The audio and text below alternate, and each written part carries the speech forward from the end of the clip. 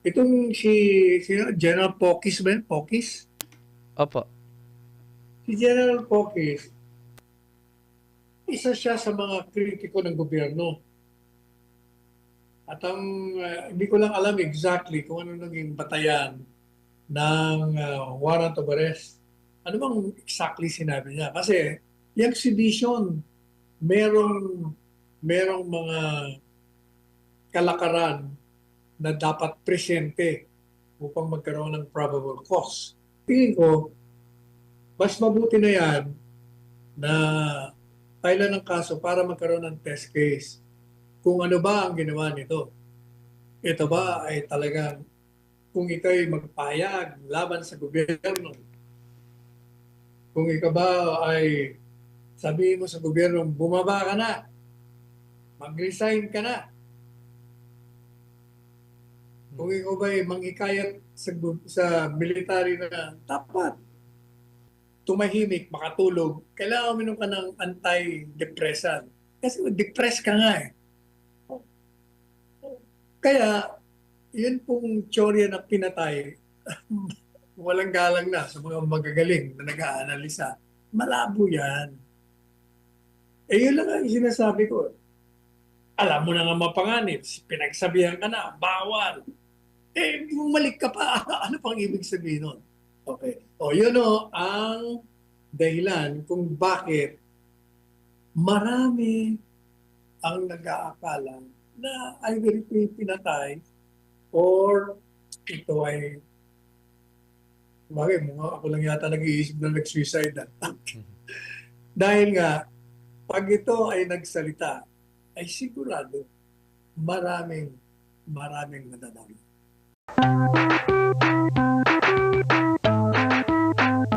Pagka matay ng dating Undersecretary ng DPWH na si Maria Cristina Cabral ay nagsilang ng maraming reaksyon sa ating mga kababayan sa harap ng mga akusasyon ng katiwalian sa loob ng DPWH, sa loob ng Kongreso, sa loob ng Senado, at pati na sa mga pribadong mga kontraktor.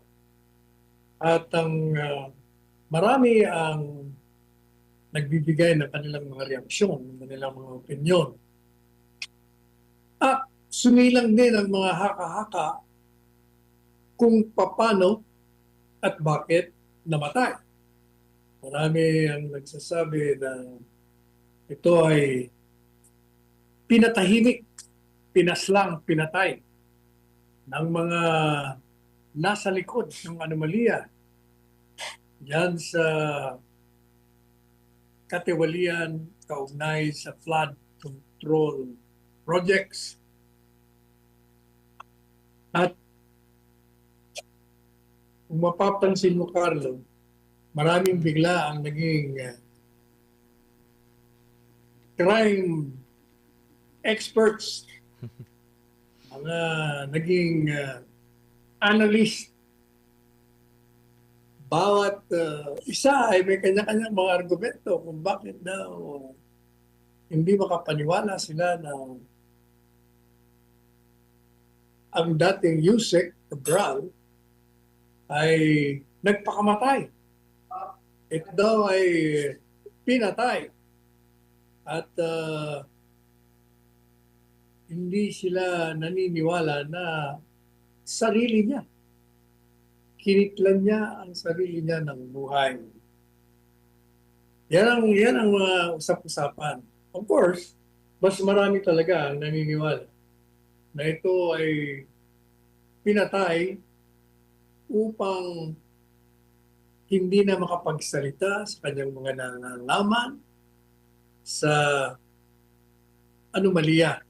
Sapagkat bilang Undersecretary ng Planning, eh marami talaga siyang alam. O yan ang haka-haka ng marami. Pangulong pa. Kaya kung yung ating pangalawang topic. Sinusuri natin kung ano ang naging papel ni Yusek Cabral dyan sa sinasabing 450 billion peso anomaly on flood control projects. Sino ba at ano ba ang papel niya? Well, sa ngayon sa kanyang tungkulin bilang Yusek Plan, ang unang-una, bago yan nga pala, ano ba talaga ang kasaysayan ni Yusek Plan? Paano siya nagsimula dyan sa Department of Public Works? Lumalabas na si Yusek Cabral ay ordinaryong empleyado lamang ng Ipilipinas. Isang ininyero na naging empleyado sa rank and file siya. Talagang doon siya nag-umpisa sa pinakabababa. At mahigit na 3 dekada, ibig sabihin more than 30 years, mahigit 30 taon siya nagtrabaho. At she rose from the ranks. At sa panahon ng kanyang panunungkulan, siya po'y maliban sa kanyang degree sa pagka-inhinyero, siya po'y nag-aral ng master at ng doctorate. Madalit sabi, mataas ang pinag-aralan nito. Hindi lahat na kumukuha ng master degree nakakalusot. Kasi mayroon pang thesis yan. Lalo na sa doctorate. Madalit sabi, magaling. Ngayon, ano ba talaga ang kanyang tungkulin? Sangayon po sa isang testigo na dati ring Yusek Undersecretary ng DPWH. Ang tawag sa kanya siya ang pangunahing may hawak ng susi sa gatekeeper ang tawag sa kanya. Bakit? Ano ba talaga? Kasi sangayon po sa mga testimonya at sangayon na rin sa nature ng kanyang trabaho. Siya po ang lumalabas na nagdidesisyon kung saan dadalhin ang pondo na nakalaan sa DPWH. Halimbawa, yung 450 billion na budget ng Department of Public Works. Saan mo dadalhin yun? Ano mga proyekto ang ibibigay mo yung pondong yan? Siya ang nagdidesisyon kung saang distrito, congressional districts. Kasi ang ating bansa ay nahahati sa iba't ibang mga distrito at mayroong mga kinatawan, mga kongresista. At siya rin ang nakakaalam kung sinong mga miyembro ng Kongreso, miyembro ng Senado, mga miyembro ng kabinete ang nagiging sponsor o proponent ang makikiusap na yung portion ng budget na yan, lagay mo naman sa distrito namin. Diba, 100 million worth, ano, 50 million worth. Okay, whether yan ay flood projects, o kaya yan ay road project, bridge project, o school building project, sila ho, at itong si Cabral, ang nakakaalam. Kaya malalaman natin, doon sa kanyang record, at meron nga siyang tinatawag na Cabral Files, meron siyang mga listahan doon kung sino ang mga proponents, mga proponente, mga nag-i-sponsor, yung mga nakiusap na yung pondong 450 billion pesos, ang bahagi naman noon, doon mapunta sa kanila. Madalit sabi, makapangyarihan po siya. Kaya siya ang makakadil mo, makakausap mo kung papayag o hindi papayag kung gaano kalaki, anong distrito ilalagay yung mga pondong yan. O yun po ang kanyang papel. Kaya marami talaga siyang alam. Natatandaan niyo yung merong itong isang kongresista si Chanco Mm. na kaya siya nakipag-away dun sa ibang mga kongresista. Kasi sinasabi niya, ilabas niyo yung small committee report sapagkat nandyan yung listahan ng mga proponente. Ayaw ilabas kasi nga, yung mga nakalista ron, pangalan ng malalapit o malapit sa presidente. Yan ang mga usap-usapan. Ito si Cabral, hindi ka na kailangan ng committee report sapagkat siya mismo alam niya dahil meron siyang listahan. May record, may file, kaya alam niya. Kaya po pwede siya na maging testigo. At katunayan, siya ay nagtestigo dyan sa congressional hearings, sa Senado, pati sa ICI, pinatawag siya. Of course, sinasabi niya na wala akong alam dyan sa anomalya yan kasi hindi naman ako nagpapatupad niyan eh. Maring sasabihin niya, ako nga ako nagbigay ng assignment. Pero mali ko ba kung anong ginawa nila doon? Di ba? Yan ang magiging depensa niya. Ako lang yun. Pero wala akong alam sa pagnanakaw na yan. Pero iba naman ang sinasabi ni Bernardo. Ang sinasabi ni Bernardo, merong cut, may komisyon. At di umano, yung komisyon ng 10% ba yung, hindi ako nagkakamali, 10%, di ba? 10% ng 450 billion, di ba? Pinaghahatian daw yun ni Bunoan, Bernardo, ni si Yusek Cabral. Yan ang mga version nila, yung mga tsura nila. Sa madaling sabi, isang pangunahing panggagalingan ng impormasyon kung saan matutukoy mo talaga kung sino ang mga involved, ugnay dyan sa anomaliyang yan. At maaaring talagang matukoy kung sino ang nasa likod ng lahat ng yan. Kaya ganun po kahalaga ang pagkatao ni Yusek Cabral. Kaya, nung ito'y mawala, nung ito'y mamatay, abay, samut-sari na haka-haka, paniniwala, ang lumabas, ang isinilang. At ito na nga yung teorya na pinatay yan. Kasi, pag yan ay nagsalita, ito ay maaaring gumawa ng daan patungo doon sa utak ng lahat ng yan. At malalaman mo na kung sino ang pinaka-mastermind. O, ganun kahalaga itong si Yusek Cabral. At meron nagsasabi, naniniwala, na talagang pinatayan kasi sa isang interview, sinabi niya na ang isa daw na kinakatakutan niya sa lahat ay yung heights. Yun bang matatakot ka dahil nasa isang mataas na lugar ka?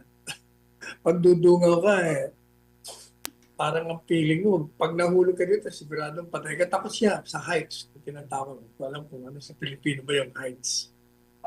Basta mataas na lugar. Takot siya doon. Kaya, ang sabi ng mga nagmamagaling, sabi niya, takot sa heights yan eh. Bakit naman nandun siya sa lugar na maaari siyang mamatay? Kaya tinulak yan. Hindi po pwede. Yan ang mga maririnig mo. Natatawa na lang ako eh. Kasi, kung minsan, o kadalasan, hindi yung ginagamit ang scientific mode. Bakit ka niya? Aba takot sa heights. O, takot sa taas. Ayun, tanong. Kung takot siya, bakit sa unang pagkakataon, pinahinto niya itong driver niya? Dahil papunta ko sila sa Baguio di ba? Hinto ka dyan.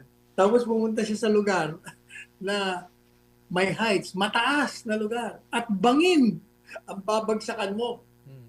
At dun siya, either nakaupo siya o tumayo siya doon sa within the vicinity, dun sa premises. O di sabi ng driver sa kanya, ma'am, baka malaglag kayo dyan, delikado dyan. Hindi lang yan, isang pulis ang nagsabi sa kanya, bawal po dyan, huwag kayong standby dyan. Delikado yan, lugar na yan. Pinagbabawal talaga sa mga tao. Sa lahat naman ng takot sa taas, mataas na lugar, heights, doon pa siya pumunta at doon niya pa pinahintuan driver. At, higit sa lahat, takot ka na nga, nagpunta ka, pinagsabihan ka ng mapanganib yun. Mapanganib ha? Talagang mamamatay ka doon pag nahulog ka. Umalis po sila. Pumunta sa hotel. Ang tanong, bakit pa bumalik doon? Bakit ka pa babalik? Alam mo na nga mapanganib. Takot ka pa sa heights. Anong ibig sabihin? Ibig sabihin, talagang meron siyang balak gawin sa kanyang sarili doon. At kung titingnan po natin yung autopsy findings, scientific po yan magaling ang mga siyensya natin. Malalaman mo kung yung sugat na tinamo mo sa iyong katawan pagkatapos kang mamatay ay tutugma doon sa mga kwento na paano ka namatay. Kung binaril ka, kailangan makikita mo yung bala, saan ang galing, saan tumagos, saan pumunta. Kung ikaw naman ay sinaksak, makikita lahat yun kung anong anglo, kung galing sa taas, sa tagilid, sa kaliwa, kanan. Ngayon, kung ikaw naman ay tinulak, ay syempre, pag tinulak ka, yun lang pagtulak sa'yo, may puwersa yun. Magkakaroon ng marka yun sa likod mo, o sa harap mo, o sa tabi mo. At kung ikaw pa inigipaglaban, dahil syempre ayaw mong mahulog sa mga magkakaroon ng struggle, magkakaroon ng mga trauma, magkakaroon ng mga marka katawan mo. Makikita ko sa autopsy yun. Nung inautopsy, nakita ko na tugmang-tugma sa talagang pagbagsak, pati yung pagdalusdos ng kanyang katawan dun sa bato, papunta dun sa ilog. Madalit sabi, sa autopsy na lang makikita mo na sinasabi ng mga pulis, sangayon na rin sa siyensya, walang foul play, hindi sinadyang pinatay. Pangalawa, lumalabas sa autopsy findings, uminom po siya ng antidepressant. Ibig sabihin talagang nagkaroon siya ng problema. Nagkaroon ng problema sa kanyang isipan. Bakit nga naman? Hindi. Kung ikaw ay involved sa ganitong anomalya, whether inosente ka o hindi, dahil na-involved ka, at siguradong marami hindi maniniwala na wala kang kinita dyan, siyempre maapektuhan ka. Lalong-lalo pa, kung totoo ang mga balita, na marami siyang ari-arian na mamahaling mga bahay sa mga eksklusibong subdivision sa mga mararangyang lugar. Alam nyo, kung ikaw rin ay nasa kanyang kalagayan, abay talagang makakaproblema ka. Magkakaroon ka ng emotional problem, mental lahat. Kaya, para ikaw ay tumahimik, makatulog, kailangan uminom ka ng antidepressant. Kasi depressed ka nga Kaya, yun pong teorya na pinatay, walang galang na sa mga magagaling na nag-aanalisa. Malabo yan. Yun lang ang sinasabi ko. Alam mo na nga mapanganib, pinagsabihan ka na, bawal. Bumalik ka pa. Ano pang ibig sabihin nun?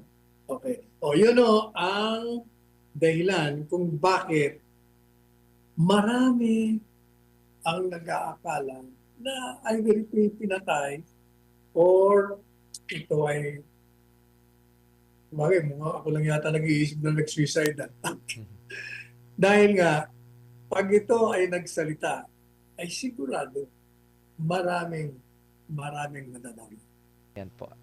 Kung sinasabi po natin yan, given dito sa mga kalakaran na binanggit natin, na siya ay isang principal figure dito sa anomaliyang kung saan ay bilyon, ha? Hindi lang isang bilyon, hindi lang milyon, hindi lang isang bilyon. 450 billion po itong pinag-uusapan. Alam natin, sentido común, common sense, ang magsasabi sa gobyernong ito na kung totoo ang kanyang pangangalandakan na ititigil niya ang katiwalian at uusigin niya ang mga nasa likod ng katiwaliang ito. Bakit? Bakit si Cabral pinabayaan niyo ang Senado? Yung mga nandiyan sa Senado, kayo na nga nagsasabi, key figure, principal witness. And yet, wala kayong ginawa para bigyan ng proteksyon. Kongreso, ganun din. Mag-imbestiga rin, alam nyo rin. Ang Department of Justice, alam nyo, pangunahing testigo yan. Magagamit nyo sa pag-usig. Pag yan ay nagtestigo, kung yan ay buhay, may tuturo niya, mangangalanan niya isa-isa.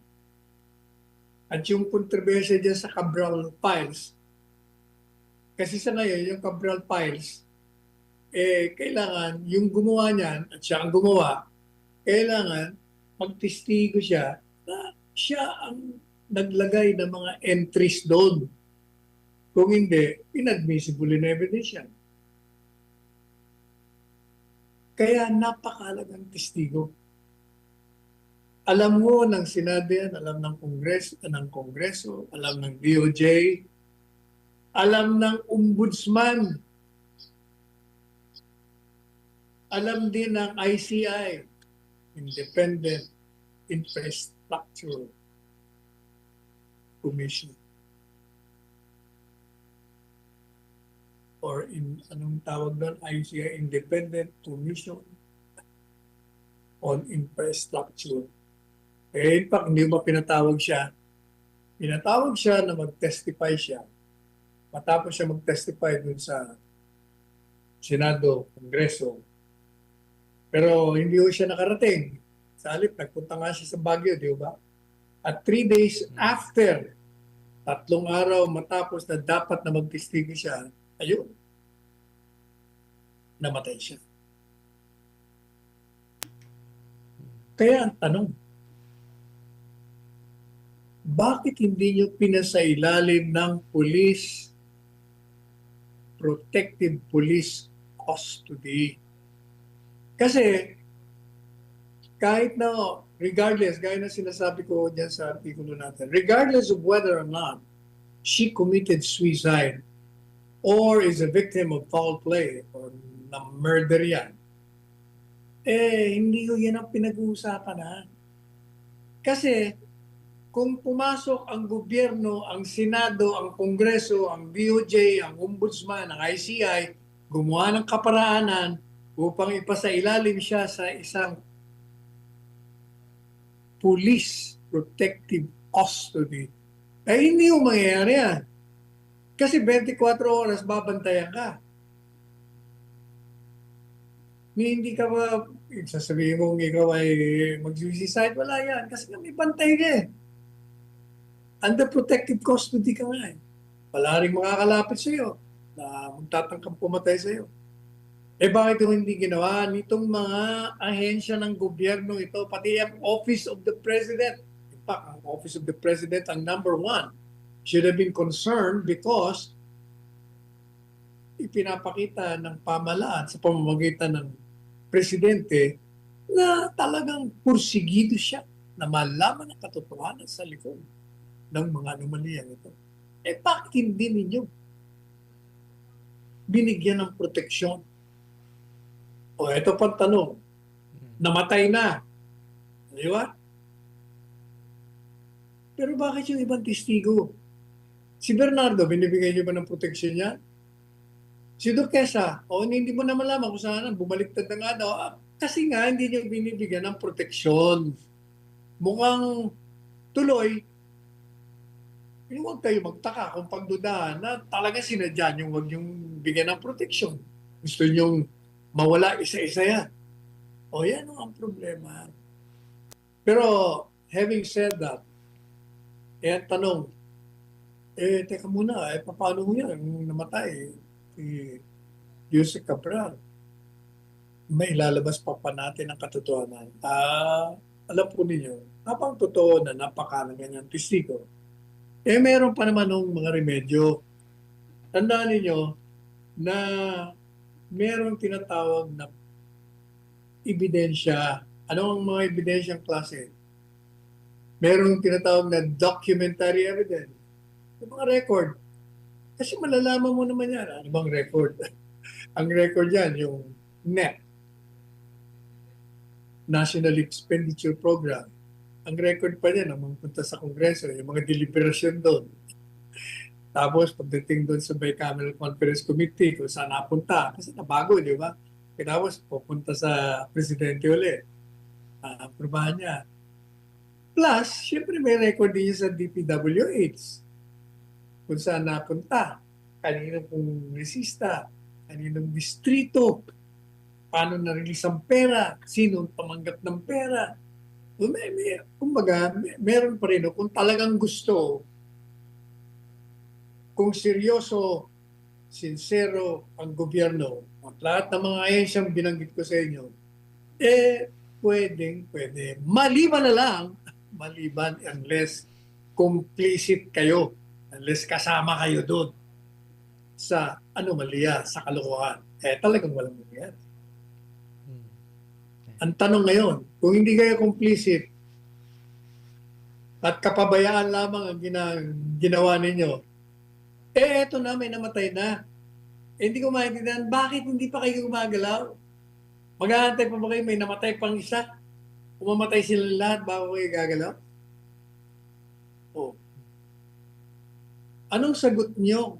Ang taong bayan ay may karapatan na mapakinggan ang katuwiran ninyo, ang inyong mga paliwanag kung bakit pinabayaan nyo hindi mapasailalim sa police protective custody si Cabral at ang mga testigong yan. Bakit? Kailangan magpaliwanag kayo sapagkat kung kayo mananahimik, katahimikan ng sementeryo o kaya naman magpapakita kayo na talagang napaka-incompetent ang pamamahala niyo sa gobyerno, talagang ang taong bayan, mauubos na ang pasensya sa inyo. O yan ang pinabuod ng ating artikulo. Unang-una, yun ang Cabral Files. Hindi naman ibig sabihin yun kung nandun ang pangalan mo na nakalista. Ikaw yung guilty sa anomalya. Yan ang Cabral Files. Listahan lamang ng mga tao na mga proponente at mga distrito kung saan napunta. Pero hindi yung ibig sabihin na by that alone ay meron ng anomalya. magkakaroon ka pa ng dagdag na ebidensya dyan. Hindi ko pwedeng dahil nandun lamang eh. Kasi, tingnan nyo sino ba ang gumawa nun? Isang tao lang ba? O ang tanong, yung tao bang gumawa ng Cabral Files na yun? Kung ano talaga ang nangyari, inilista niya. O pwede naglagay siya ng mga pangalan kahit na hindi naman kasama. Marami yung katanungan yan. Hindi ganun kasimple yun. Kaya ito naman si Libiste, ano itong batang ito? Kaya tuloy napupulaan ka din eh. Unang-una, yung Cabral Files, wala akong nagsasabi na ito ay peke. Kasi sinasabi ng gobyerno, yung ginawa mo, pinilit mo lang yan kay Cabral eh. So, ibig sabihin, wala siyang sinasabi na, hindi, fake yan. Madali sabi, kung hindi peke, pwede totoong file ng gobyerno. So, ngayon kung yan ay dokumento ng gobyerno, kung yan ay ibahagi mo, dahil hindi naman involving national security, hindi krimen yan. Public record may karapatan ng taong malaman kung ano ang mga pangyayari sa loob ng gobyerno. Right to information yan. Kaya hindi naman porket merong dokumentong gano'n na may listahan ng mga pangalan na nabigyan ng mga proyekto, ibig sabihin may masama nang ginawa. Hindi gano'n kasimple yun.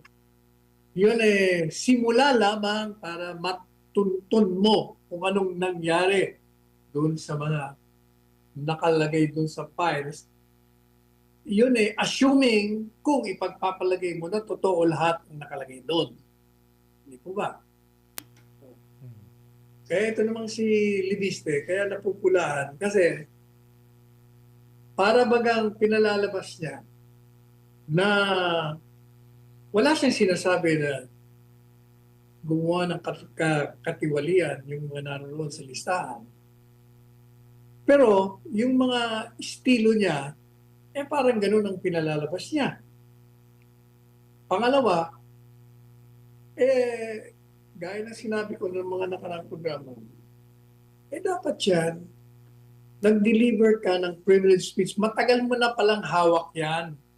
September pa ka mo hindi tayo nagkakamali. Dapat nagbigay ka ng privilege speech sa Kongreso at inilabas mo yan. Kasi nag-iimbestigahan na nga. Ba't hindi mo ginawa? Ang ginagawa niya pa, by installment, parang lumalabas, publisidad ang hinahanap niya. Hindi po ba? Kaya maraming pumupula dun sa batang ito maliban pa dyan, meron pa siyang isang anomaliyang malaki. Pinag-uusap-usapan, binenta siya ganito, ganyan, bilyon ng pinita. Yan ang problema. Mga questionable. Kaya yung pong Cabral Files, yun ay isa lamang na maaaring gamitin ng matapat na opisyal ng gobyerno na gustong tuhugin, gustong usigin ang mga nasa likod ng anomalya. Magandang simula ng isang ebidensya that will lead to unmasking the identities, the mastermind, as well as the co-conspirators ng anomaliyang. Ay nagtataka dyan kasi ang US naman ever since talagang pumapasok yan. Nananakop yan Nag-i-invade talaga ng mga ibang bansa pag ang ginagawa ng bansang sasakupin ito ay may mga ginagawang labag sa kanyang interes. Ganyan lang Amerikano. Ganyan talaga. Ngayon, marami siyempre magre-react kasi kung baga inassault mo yung soberentiya, yung kalayaan ng isang bansa. Sa isang banda naman, marami rin ang matutuwa sapagkat hindi rin mapapasinungalingan na yung presidente ng Venezuela talagang sa matagal na panahon na siya presidente, sa Venezuela ang pinanggagalingan ng malalaking sindikato ng droga. Na alam naman natin, yung pong droga, isang salot na sumira sa maraming bansa, maraming henerasyon. Kaya marami rin matutuwa sapagkat ngayon, yung presidente nila ay nasa Nueva York at nakakulong. Pangalawa, alam niyo ang unang-unang matutuwa? Alam niyo po ba na mga 8 milyong Venezuelans ang tumakas sa Venezuela, mga negosyante, mga mamamayan na naging biktima ng panguluhan itong si Maduro. Kaya ngayon, sabi nila, makakabalik na kami sa Venezuela. Talagang, alam nyo, mabuting-mabuti kung yung iron rule mo, yung pamamahala mo, gagawin mo sa kabutihan ng iyong mga kababayan. Pero kung yan sa kabutihan mo lamang at lalabagin mo ang mga karapatan at mananatili kang nasa kapangyarihan kahit na hindi kagustuhan ng karamihan sa iyong kababayan, hindi ko maganda yon. Sapagkat yung kanyang pagkapanalo, talagang marami ang nagsasabi na kaya siya nanatili sa kapangyarihan, dinaya niya ang halalan. Kaya dalawa mo yan, may matutuwa at may magre-react. Ito naman mga ibang nagre-react, maliban sa China. Kasi ang China, walang history ng invasion Pero kung ang Russia nagre-react dyan, meron din siyang history ng invasion, yung Ukraine, di ba? Pero ang sa akin, ang tingin ko dyan, ano ang makabubuti ba talaga? Kung ang pagkawala ni Maduro sa Venezuela, magiging dahilan ng pagtigil ng pag-agos ng mga drogang galing sa bansang ito, pati na yung mga armas na sinasabi nila, makakabuti yan sa katahimikan at kaayusan ng mundo. Mapupuri mo ang Amerikano, si Trump sa ginawa niya. Pero kung hindi naman, siyempre, ang mangyayari, ginawa mo lang yan kasi labag sa interes ng iyong bansa, hindi sa pangkalahatan.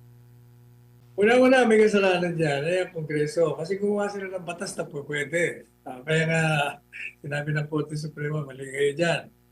Kaya, kung ano sinabi ng Korte Suprema, sundin nyo. Naibalik nyo talaga. Dahil yung inilipat nyo na mga pondo,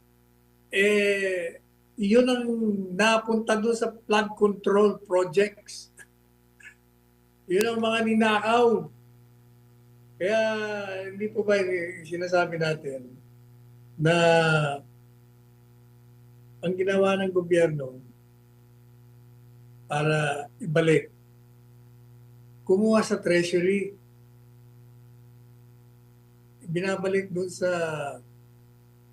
PhilHealth. Madali sabi, yung budget nila, nilakihan, equivalent doon sa kinuha sa kanila. Sabi natin, teka muna, bakit ka kukuha ng pera sa treasury? Yung kinuha mo doon sa PhilHealth, na inilagay mo sa treasury, yun ang napunta sa mga flood control projects na ninakaw ng mga walang iyang mga tiwaling politiko, mga kontraktor, DPWH officials. Dapat yun ang kunin mo. Hindi yung ninakawan ka na nga, tapos ikaw pa mag-aamono. Yan ang mali. Hindi po ba? Unang-una, ang constitutional guarantee ng presumption of innocence ay naririyan. Madali sabi, kahit inaresto ka na, tinulong ka, nandun pa rin ang pagpapalagay na inosente ka at kailangan, yung nag-demand sa iyo, magpapatunay na ikaw ay may sala. Itong si General Pokis ba yun? Pokis? Opo. Si General Pokis, isa siya sa mga kritiko ng gobyerno. At hindi ko lang alam exactly kung ano naging batayan ng warrant of arrest. Ano bang exactly sinabi niya? Kasi yung exhibition, merong merong mga kalakaran na dapat presente upang magkaroon ng probable cause. Hindi ko hindi ko alam. Yan ang kailangan malaman ko muna bago ako makapagkomentaryo. But Mm. regardless, kahit na hindi pa natin alam, unang-una, yan naman bailable. Madali sabi, pwede ka mag-bail as a matter of right. Mm. Hindi naman yan heinous crime na hindi po pwede. Hindi ka naman makukulong at hihingi ka pa ng kapahintulutan sa hukuman at puprobahan pa na malakas ang ebidensya sa'yo kaya hindi pa pwede. So, pwede siyang lumaya. Pangalawa, sa tingin ko, mas mabuti na yan na file ng kaso para magkaroon ng test case kung ano ba ang ginawa nito. Ito ba ay talagang kung ikaw'y magpahayag laban sa gobyerno, kung ikaw ba ay sabihin mo sa gobyerno, bumaba ka na, mag-resign ka na, kung ikaw ba ay manghikayat sa military na dapat, pumasok na kayo dyan at gawin nyo ang inyong trabaho nyo. Yan ba ay isang paglabag sa batas? Yan ba ay hindi nasasakop ng kalayaan ng pagpapahayag? Hindi ba nasasakop yan ng kalayaan ng pagbatikos sa mga kasalanan ng pamahalaan at ng mga opisyalis nito? So, mas maganda na yan na mayroong kaso para malaman natin ang parameters of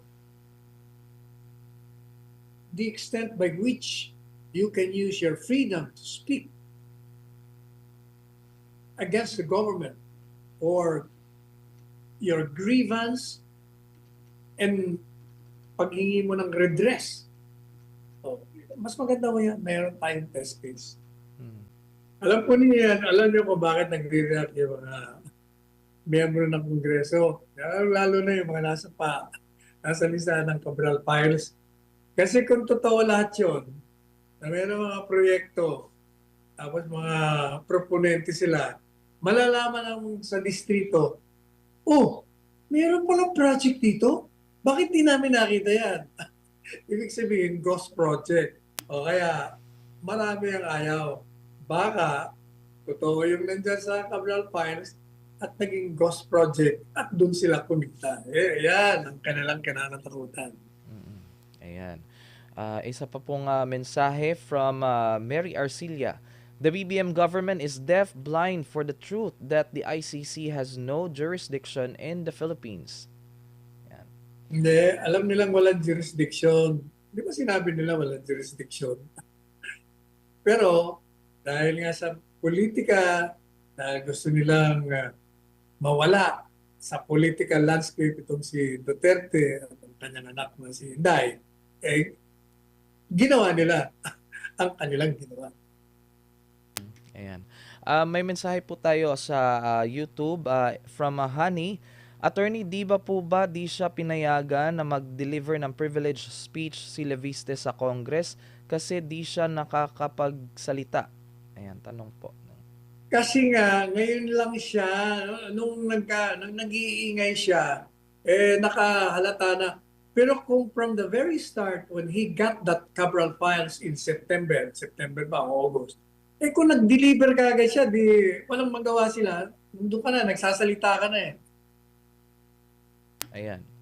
Pinatagal niya eh. Kumbaga, mayroon din siyang agenda para sa sarili niya. Yan ang ayaw natin. Kaya siya napupula. Marami pumupula sa kanya ngayon. Ayan. Parang December na po ata siya Gusto pa nga siyang i-demanda eh. Meron din siyang inaharap na issue, attorney. Ito pa po. Yes. Naalala ko tuloy si Rod Navarro yung kaibigan natin, komentarist ng artista. Mm. Sabi niya, pag ikaw nakatira sa bahay na salamin, huwag ka mambato. Kasi pag ibinalik yung bato mo sa binato mo, tama sa bahay mong salamin, basag lahat yan. Mm. Yeah. Parang yung kasabihan din na kung haharap ka sa salamin, Attorney Sal, yung sarili mo pa rin nakikita mo. Ito naman po, from Dima Kauto TJR, nakakatakot na Pilipinas, talagang wala ng batas. Yan. Merong batas. Kung sa ang problema, hindi pinapatupad. Mhm. Ayan. Yan po, Attorney Sal, at well, meron pa po mga mensahe dito pero babasahin na lang po natin na sa susunod na episode, Attorney Sal. At sa ngayon po, ano pong inyong mensahe sa sa ating mga kababayan ngayong New Year 2026? Ano po ang inyong maipapayo sa kanila? Tuloy ho natin kung ano yung ginagawa natin na naninindigan, huwag tayong manahimik sa harap ng mga katiwalian, tayo tumayo. Ulitin ko na naman Kasi kahit saan tayo magpunta, palagi nilang ang tanong sa atin, kailan uwi si Presidente Duterte? Kailan mo ba papalitan ng gobyerno? Kailan mo ba ganito, ganyan? Naku, palagi naman standard sagot ko, lumabas kayo sa kalye. Kasi kung tayo, lalabas lamang sa kalye, minsan sa 1 buwan, 2 buwan, kalimutan nyo. Kalimutan nyo yung pagbabago, walang mangyayari. Kasi hindi mayayanig ang gobyerno. Gayahin nyo yung ginawa namin nung panahon nung kami ay lumaban sa diktadura ng mga panahon. Araw-araw kami lumaban. Pero bago naging araw-araw yun, 21 years muna kami nagrarally. Kumbaga, it takes time. Pero sa ngayon, since marami na naman nagkakaisa, maraming dapat na baguhin, dapat talaga magkaisa ho tayo. Manindigan, lumabas, kalimutan muna natin yung politika. Sa 2028 na lang, kung meron tayong common issue ng corruption, kung ikaw ay dilaw, Duterte ka, kaliwa ka, kung corruption ang pag-usapan, magkaisa kayo, sabay-sabay kayo mag-rally. Kung hindi yung nag-iitsapweraan kayo sa isa't isa. Unity, hindi division ang kailangan.